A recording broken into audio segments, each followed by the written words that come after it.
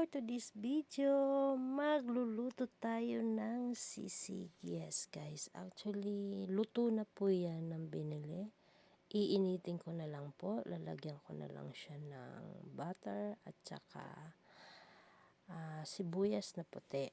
White onions, ayan, ginisa ko na yung white onions natin.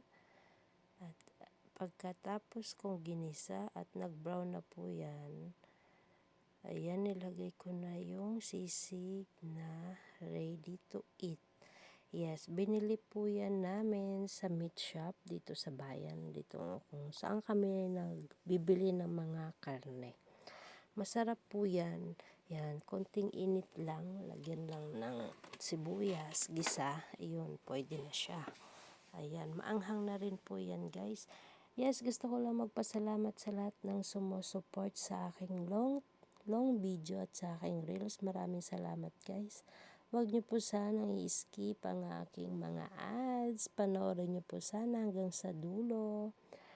Malaking bagay na po yan. Thank you so much sa inyong walang sawa sa panonood ng aking mga video.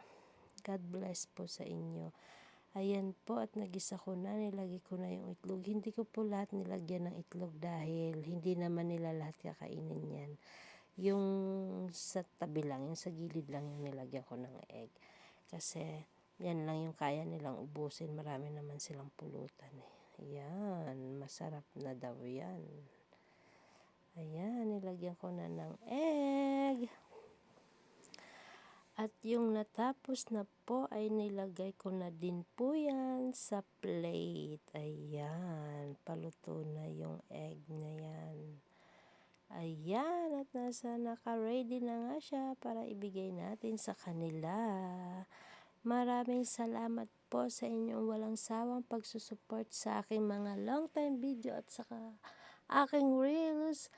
Thank you so much guys. Huwag niyo pong i-skip. Thank you. Bye.